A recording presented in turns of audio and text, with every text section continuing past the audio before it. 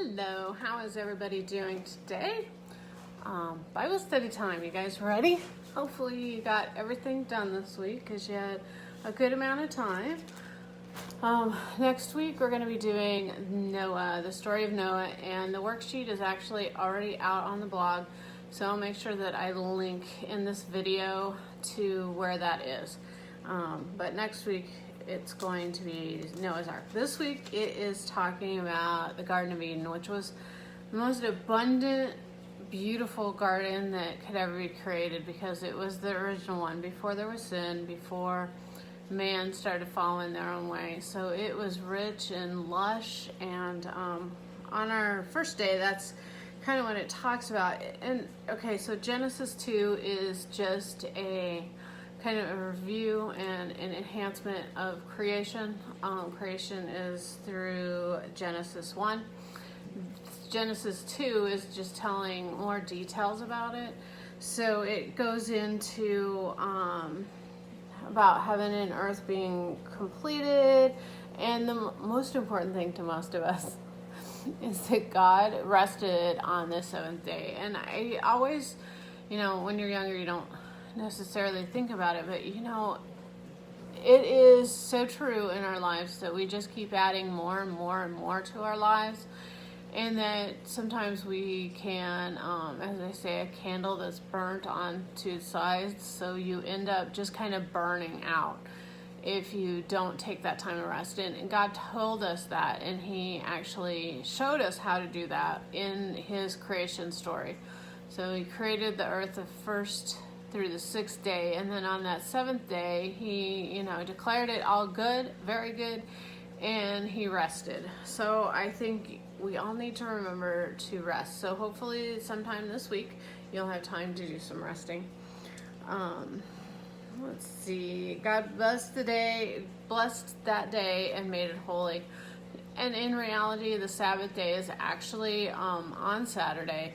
But after the death of Christ, it was changed to Sunday as our day that we worship Christ and God and go to church and all that. And that can be our day of rest. So God formed man from the dust of the ground. And can you imagine, it talks about when God was creating man that he actually breathed into his nostrils to have him to start breathing. So it was God's breath that brought man to life. He put him in the garden, and he told him, not to eat of the tree in the middle. It does give in Genesis on the second day, it actually gave some details of the different streams that come in. And of course, us as human beings that always want to figure out where was the Garden of Eden, it actually will show different how they all intersect, and we try to find it. And in reality, we will never find the Garden of Eden, which we'll talk about why we won't in a little bit. But even though it tells us about the four rivers and the one river that goes into four, we will never be able to figure out where it is from there. And God told Adam, from any tree of the garden you may eat freely, but from the tree of the knowledge of good and evil you shall not eat, for in that day that you eat from it, you will surely die. It's an important verse on that second day. God showed the man that God saw that he needed help, that he needed a mate. At that time, man was the only human that was there. Everything else was animals, vegetables, things like that. And God noticed that he definitely needed a mate. So God sent Adam off to, not that he doesn't know that there's not a mate there yet, but he did send him off to name all of the animals. Can you imagine naming every animal that's everywhere? So if you ever wonder how hard that would be, just think about how many animals there are when you're walking through the zoo, when you're walking in the forest, when you go anywhere. Just think about how many animals are out there, and he named them all. And on the third day, it talks about when Eve was actually created. And I found it interesting that, all the things on earth were created out of nothing. Man was brought to life by God's breath, but other than that, he was actually created out of nothing. The only thing, or the first thing I should say, that was created out of something was Eve, was woman, and we were actually created out of man's rib. And I added an interesting article because sometimes people think that there actually still is one less rib for a man. But if you go up a little bit in our feed, it actually is an article to answer to Genesis that talks about how we really all still have the same amount of ribs. It was just Adam that he took that rib and used it. And it was very interesting. Also, one of the articles that I put in there, it was talking about, it could have been, like his brain that he used, or his feet that he used, or different things that he used. But God actually used, the rib, something that's in the middle, something that joins your body. And I thought that was kind of interesting. I never thought about why God chose the rib as opposed to other things. So if you didn't read that article, go out there and read it. It's pretty good. So on the third day, it talks about sin and how sin entered the world, and how Satan is very cunning, and he does know God's word, and he does know God. And so we need to be within in our word in the Bible and know what we're talking about, because Satan will come and he will attack. And especially if you're doing the things that you should be doing, it seems like God is there. I mean, God always is there, but Satan is there at every angle, and he's trying to trip you up, and he's trying to make you feel, inadequate so you won't do something for the Lord. Or he's trying to get you to be, I'm afraid of what I look like on video. My hair's not just right. I don't have a lot of time. Whatever the case may be, Satan is putting all those thoughts in your head, and he's trying to get you off track. And it talks about that, the serpent said, "Indeed, has God said you shall not eat from any tree of the garden?" So he started in with Eve, started going with her. And it's funny how even Eve, she said what God said, but she added to it. She's like, he says that you shall not eat from it or even touch it. And in reality, God didn't say that, but many temptations of the devil and many sins, that there are a lot of senses that are used. I also thought towards the end of that, it talks about how she saw that it was good and it looked good to eat, and all the different senses that were being shown, your eyes, your taste buds, your hearing, all the different things. Satan will try to get you in any way he can. So you need to ground yourself in the word so that you are able to stand against him. Like we learned in the last Bible study, you need to submit, and then you need to be grounded, and then make sure that you rebuke Satan and he will flee from you. So I thought it was interesting. So the Bible leaves out details. So some things we don't know exactly how they happened. But we do know that Adam was there somewhere, whether he was right there in the conversation or if he was a little ways off and, he said, come here, eat this. But he did eat it. He willingly ate of it, and it was sin for him to do it too. So I thought it was funny. One of the first things they do is they realize I'm naked. So one day, I'm trying to remember which day it is. It also talks about how they were put in the garden and they knew that they were naked, and they didn't have a problem with that until sin entered, and they're like, oh, we're naked, let's cover ourselves. And as much as anything, I think that's a symbolism of sin itself, how we want to cover our sins. We don't want people to know the things we're doing. We don't want people to know that we're not perfect. We actually are trying to hide our sin, just like Adam and Eve did. They used fig leaves and they put them on there where they needed to. I thought it was funny how he mentioned that too. I'm trying to see if I wrote it down exactly, but it was basically fig leaves to cover their nakedness. And then they hear God. Okay, we know God is everywhere, and we know God knows everything. And I really believe that Adam and Eve knew this too. So it's funny that the first thing they do is hide, thinking that God doesn't know where they are. And he's like, so, hello, where are you? You know, and they come out and they tell God, and he's like, why are you hiding? Like, he knows why you're hiding.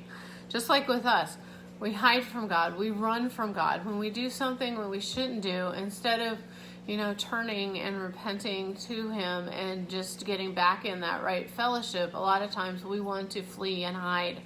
And in reality, you know, God knew why they were hiding, but he says to them, why were you hiding? And they say, we were naked, which is kind of funny, you know, that's what they say. They don't say, you know, the Satan, you know, beguiled us and the serpent beguiled us and we ate of this fruit and now, you know, no, they're like, we're naked. We had to hide ourselves. And so, you know, God acknowledges this and he gives them clothing to clothe themselves. And I think it's interesting because they're like, he's like, so how do you know this? And, you know, it goes down the line, right? Of course, you know, he asks Adam. Adam says that, oh, it's the woman you gave me. It's this woman. She, you know, she did it. And then when he comes to her, she says, oh, it was the serpent. The serpent made me do it. And it's funny. There's a lot of reality in that in our lives that, you know, I work with teens and they are the funniest people because most of the time you cannot get a straight answer from them because, you know, they do something and you're like, okay, why did you do this? And they're like, oh, because so-and-so, Johnny made me do it. Johnny made me do it, you know? I'm sorry, there's a John watching. But, you know, or somebody else made me do this. It was not me, right? You don't want to admit that it's you. And it's just funny how it falls all the way down the line. And so what does God do? He starts through the punishments and he starts with Satan, you know, and he says, you know, that you're cursed and you're going to be on your belly. So obviously he was not on his belly before that and he could speak. That's interesting. I'm like, there's so many things in the Bible that, you know, you sit there and it is so beyond our comprehension of how things were. And you have to just remember, you know, God's thoughts are higher than our thoughts and he knows more. And if he didn't know anymore, then we would be God. And then what would be the point, right? So let's not get stuck on how did the serpent speak? Well, maybe he did speak and he was cursed after this. And when things were perfect, we don't really know what perfect looks like. We know what a world looks like after sin. Many things that we see around us are because of sin, such as those fun little snakes that you have roaming around that are slithering. They were accursed. And he said that they would be on their bellies, they'd eat of the dust, and that they would be enemies with man. So no wonder we don't like them, although some people do, and I'm glad some people do. I'm not really a lover of them. I'm not necessarily afraid of them either. I just don't want them to be my best friends. And man will bruise your head, and you shall bruise his heel. And it actually even is speaking of not only during this time, but we're also talking about, you know, Satan and Jesus and all the things that would happen once Jesus would be on this earth. And that ultimately the wonderful thing is that Jesus overcome. And he put that final, you know, nail in Satan's coffin that's going to be in hell one day. To the woman, there will be pain in childbirth. So that's interesting because no children were born yet that so there was no pain yet. So a crazy thing I've always found about childbirth is there is a lot of pain in childbirth, and especially those who don't have any drugs or anything when they go through it.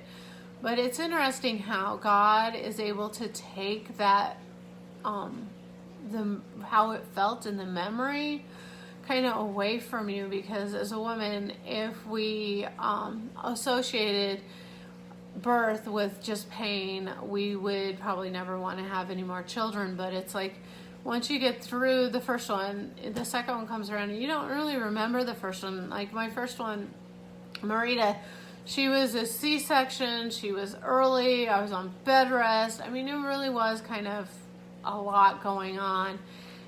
But yet we wanted to have the second one. And it was funny because people were more concerned about it than I was. I had really forgotten the pain that was associated with it. I mean, I know there was.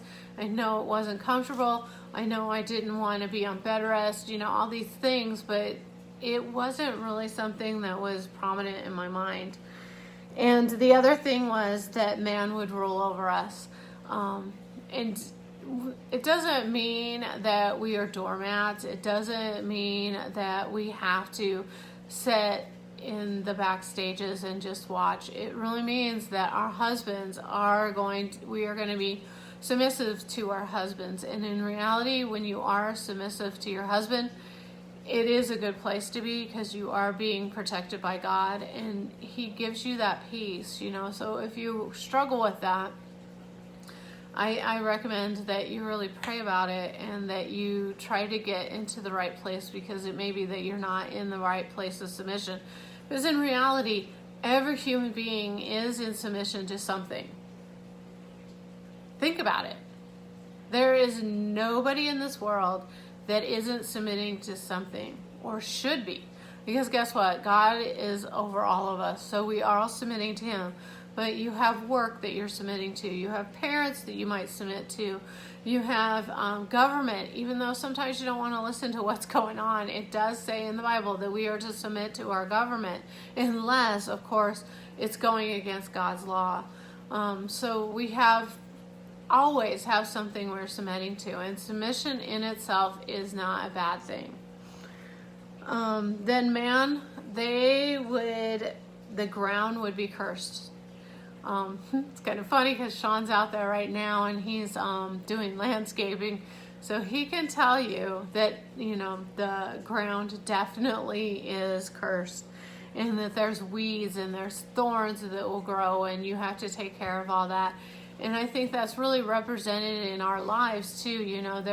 There are thorns and there are thistles and there's things in our lives that we have to take care of. And so you will toil all your life. So that was man's biggest curse. So that was pretty much an overview of what we learned in the last week. I am going to be doing a video on the rollerball. The rollerball I'm going to do it in a separate one so that you can just see that one also. And go back to it if you want to do more. It's a rollerball that I will be selling extra ones of, and it comes with some great stuff. So if you've been looking, there's a few things that I've been posting this week. I've been kind of busy this week. Hopefully next week things will be a little bit easier. But one of the things that's going to be in it is jasmine, which is a really nice smelling one. It also is going to have rose, which has a lot of great properties. It's great for your skin, and it takes like a lot of these to make a little bottle of it. So it's one of our pricier oils. Nerelli, which is a good one that is good for your environment and all the toxins that are in your environment. It's a good one. Lavender, which I know I did get some stuff up about. Lavender is great for relaxing and for just calming your spirit. Cinnamon has a lot of great things, but cinnamon has a really good smell. And it also is good for things, obviously you're not going to use your rollerball on your tongue or internally, but it is, cinnamon by itself is good for like blood sugar and things like that, so it's a really good oil too. Spikenard, which is a very ancient oil. There also was a post about that. You can find out more about it. It has a woodsy smell and it's a stronger smell, but it has a lot of good properties also. It's kind of like the Neroli. It's a lot of antifungal and antiviral and things like that. And the last one is frankincense, and we all have heard frankincense, you know, in the Bible. This is one of the gifts that was given to the baby Jesus. It also was used during burial to preserve the body. It is a really good oil. The joke is, if it is good enough for baby Jesus, it's good enough for me. But there's so many things that frankincense is used for. It's an interesting story of how it's harvested. I'm going to try to find that video and make sure that I post that, because it's not an easy oil to be harvested. And it's a very, you know, rich and expensive and ancient type of oil. So I will be getting on in a little while, and I will be making the rollerball, but it will be a great smelling rollerball. It has a lot of florals in it, and it also has a lot of earthy smells. So it's like the abundance of the Garden of Eden. That's what this one is for. So it's called the Abundant Rollerball. So I will get back on in a little bit, and I will make that rollerball. Thank you. Bye.